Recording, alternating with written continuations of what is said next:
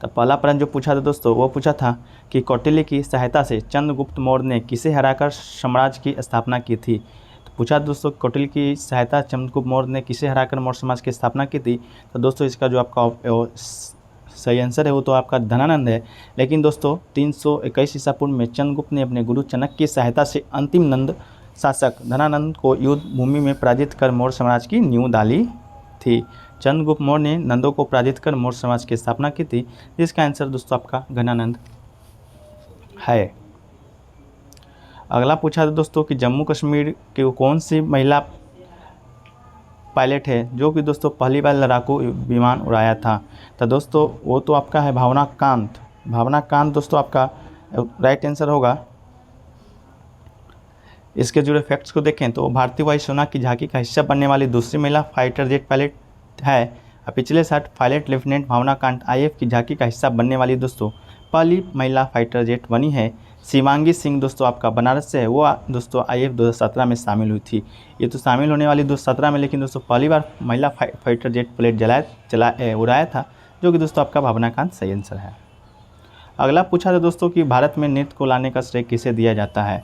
तो दोस्तों भारतीय नृत्य कला शास्त्रीय नृत्य का परिचय और प्रकार अंग प्रत्यंग एवं मनोभावों के साथ की गई गति को नृत्य कहा जाता है। ये सार्वभौम कला के साथ साथ मानवीय अभिव्यक्ति की रसमय प्रदर्शन है। भारतीय भरत मुनि द्वितीय शताब्दी ईसा पूर्व के नाट्यशास्त्र को भारतीय नृत्य कला का प्रथम प्रमाणिक ग्रंथ और पंचवेद उपनाम से भी जाना जाता है।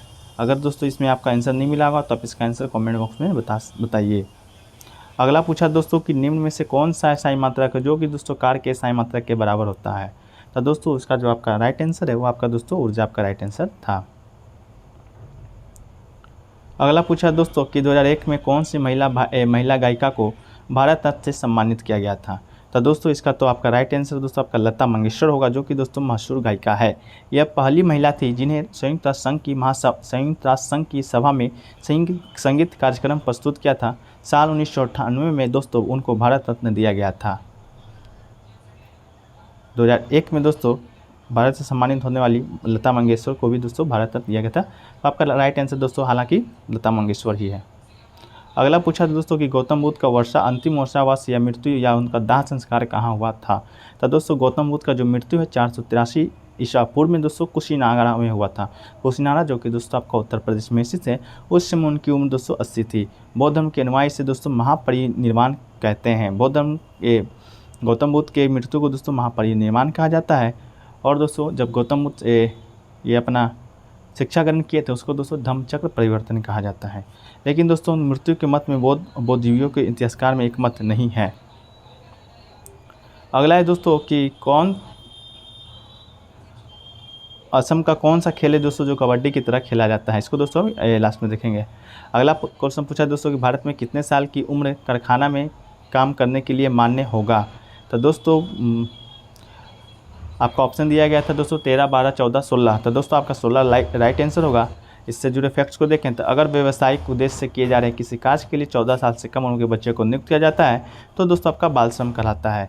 इसे भारत में गैर कानूनी करार दिया गया है। भारत के संविधान के मूल अधिकार को अनुच्छेद 24 के तहत भारत में बाल श्रम पर दोस्तों पाबंदी लगाई गई है।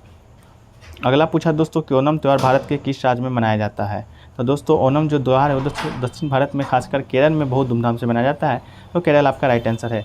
ओणम को खासतौर पर खेतों में फसल की अच्छी उपज के लिए मनाया जाता है। 1 सितंबर से शुरू हुआ यह त्यौहार 13 सितंबर तक मनाया जाएगा। ओणम इसलिए विशेष है दोस्तों क्योंकि इसकी पूजा मंदिर में नहीं बल्कि घरों में की जाती है। अगला पूछा है दोस्तों कि अदिति चौहान का कौन से खेल से संबंधित है। तो दोस्तों जो अदिति चौहान है दोस्तों वो आपका अदिति चौहान दोस्तों आपका एक भारतीय पेशेवर फुटबॉलर है जो में यूनाइटेड लेडीज़ भारत की पहली फुटबॉल के लिए गोलकीपर के रूप में खेलती है। उनका जन्म दोस्तों 20 नवंबर 1992 को हुआ था। वो बचपन से विभिन्न खेलों में शामिल है। उन्हें कराटे या बास्केटबॉल में भाग लिया है।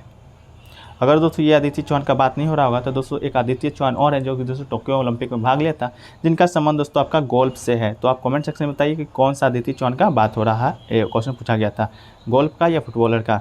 ये दोस्तों आपका 4th रैंक लाई थी, मेडल नहीं ला पाई थी। अगला प्रश्न पूछा था दोस्तों कि मनुष्य का इनमें से कौन सा मनुष्य का समूह का नहीं है? तो दोस्तों आपका जो राइट आंसर दोस्तों आपका केलिकस होगा। हालांकि प्रश्न एक्चुअल पूरी तरह से मालूम नहीं है, लेकिन दोस्तों आपका केलिकस राइट आंसर होगा। अगला पूछा दोस्तों कि द व्हाइट टाइगर पुस्तक के लेखक कौन है? दोस्तों द व्हाइट टाइगर पुस्तक के लेखक दोस्तों आपका अरविंद अडिगा दोस्तों आपके इस पुस्तक के लेखक हैं। द व्हाइट टाइगर पुस्तक के लेखक दोस्तों आपके अरविंद अडिगा हैं। अगला है दोस्तों कि 18वीं शताब्दी में मैसूर युद्ध कितने बार हुआ था? तो दोस्तों 18वीं शताब्दी में दोस्तों मैसूर जो युद्ध है वो मुख्यतः दोस्तों 4 बार हुआ था। 1767 से 69, 1780 से 84, 1790 से 92 और दोस्तों 1799 में। द्वितीय मैसूर युद्ध में दोस्तों आपका ये हैदर अली का मृत्यु हो गया था। इसके बाद दोस्तों कमान संभाला था आपका टिप्पू सुल्तान। और चतुर्थ मैसूर युद्ध में दोस्तों 1799 ईस्वी में आपका टिप्पू सुल्तान का भी मृत्यु हो जाता है और दोस्तों मैसूर जो साम्राज्य है वो अंग्रेजों के अधीन चला जाता है। तो आपको दोस्तों 18वीं शताब्दी में 4 मैसूर युद्ध हुए थे। अगला जो पूछा दोस्तों कि राष्ट्रपति का चुनाव का निर्वाचक मंडल में कौन शामिल होता है? तो दोस्तों राष्ट्रपति का जो निर्वाचक मंडल है दोस्तों आपका अनुच्छेद 55 के तहत आता है। इसके अनुसार दोस्तों आपका जो राष्ट्रपति चुनाव है अनुपातिक प्रतिनिधित्व प्रणाली के एकल संक्रमणीय मत प्रतीक के द्वारा होता है। राष्ट्रपति के भारत के संसद के दोनों सदनों लोकसभा राज्यसभा तथा साथ ही राज्य के विधायिका विधानसभाओं से निर्वाचित सदस्य द्वारा 5 वर्षों की अवधि के लिए चुना जाता है। याद रहे दोस्तों राज्य के जो विधान परिषद है उनके सदस्य तो राष्ट्रपति के निर्वाचन मंडल में शामिल नहीं होते हैं। बाकी 2 और दोस्तों आपका केंद्र शासित प्रदेश के जो दिल्ली और पांडिचेरी की विधानसभा भी दोस्तों आपका राष्ट्रपति के निर्वाचक मंडल में भाग लेते हैं। राष्ट्रपति का जो आर्टिकल है दोस्तों आपका 52 के अनुसार भारत का एक राष्ट्रपति आपका होगा। वर्तमान में दोस्तों आपका रामनाथ कोविंद आपके भारत के राष्ट्रपति हैं। अगला पूछा दोस्तों कि 2021 में ट्रांसजेंडर के लिए केंद्र सरकार के द्वारा कौन सी योजना लाई गई थी? तो दोस्तों ट्रांसजेंडर के लिए एक अच्छी और बड़ी खबर थी उस समय 2021 में। सरकार अम्ब्रेला स्कीम स्माइल के तहत इन लोगों को मुख्यधारा में लाने के लिए रोड मैप तैयार की है। इस योजना को न सिर्फ ट्रांसजेंडर लोगों के लिए आयुष्मान भारत का लाभ मिलेगा। तो दोस्तों आपका जो स्माइल योजना है ये दोस्तों आपका 2021 में ट्रांसजेंडर के लिए केंद्र सरकार के द्वारा लाया गया था। अगला पूछा दोस्तों कुमायूं हिमालय कहाँ स्थित है? तो दोस्तों कुमायूं हिमालय क्षेत्र के पूर्वी छोर पर नंदापाल 6306 मीटर, नंदागौंड 6315, निताल और 6236 मीटर और गंगाधुरा 6225 मीटर है। अभी तक केवल दोस्तों नंदापाल पर ही चढ़ाई की गई है। तो कुमायूं हिमालय के क्षेत्र में दोस्तों नंदा देवी अभयारण्य की चोटियाँ है। दानपुर कुमायूं का पश्चिम केंद्र है। अगला जो पूछा है दोस्तों कि आपका उत्तर प्रदेश के मुख्यमंत्री योगी आदित्यनाथ हैं जो कि दोस्तों कहाँ से चुनाव जीते हैं? तो दोस्तों आपका गोरखपुर से चुनाव जीते हैं। सेकेंड शिफ्ट से पूछा गया दोस्तों कि उत्तर प्रदेश का कौन सा मुख्यमंत्री है जो कि दोस्तों 2022 के चुनाव में आपका शपथ लिया है? 2 बार शपथ लेने वाले उत्तर प्रदेश कौन मुख्यमंत्री हैं? तो दोस्तों आपका योगी आदित्यनाथ ही हैं जो कि दोस्तों आपका 2 बार ये लिए हैं। एक क्वेश्चन और था दोस्तों कि आपका असम का जो कौन सा खेल है दोस्तों जो कि दोस्तों आपका कबड्डी की तरह खेला जाता है? दोस्तों असम का जो राष्ट्रीय खेल है दोस्तों आपका धोप खेल है। लिप्तंत्रित धोप खेल और धूप खेल इसे असमिया भारतीय राष्ट्र का असम खेल में जाने वाला पारंपरिक गेंद है। खेल चारों घेरों से 125 × 80 मीटर के दौरान 11 की 2 टीमों के बीच खेला जाता है। खिलाड़ी बारी बारी से दोस्तों गेंद को खेल से बाहर करने के लिए प्रतिद्वंदी पर गेंद फेंकते हैं, जबकि गेंद को पकड़ने के लिए दोस्तों अन्य खिलाड़ियों से बचने की कोशिश करते हैं। यह गति दोस्तों सहन शक्ति, कलाबाजी, कौशल का परीक्षा है।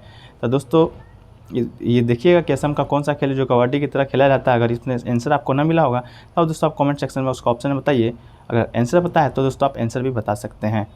तो दोस्तों इतना ही प्रश्न आज के थर्ड शिफ्ट 2 में पूछा गया था। अगर कोई भी प्रश्न छूट जाते हैं तो वो दोस्तों आप उसको ऑल शिफ्ट के वीडियो में दोस्तों आपके अपलोड कर दिए जाएंगे। आप क्वेश्चन बताने के लिए दोस्तों आप इस नंबर पर मैसेज कर सकते हैं जो क्वेश्चन अगर छूट गया होगा। तो मिलते हैं दोस्तों नेक्स्ट वीडियो में। वीडियो कैसा लगा कमेंट सेक्शन में बताइएगा। अगर अच्छा लगा हो तो वीडियो को लाइक ज़रूर कीजिएगा तथा वीडियो को शेयर ज़रूर कीजिएगा। तो मिलते हैं दोस्तों नेक्स्ट वीडियो में। जब तक के लिए जय हिंद, धन्यवाद।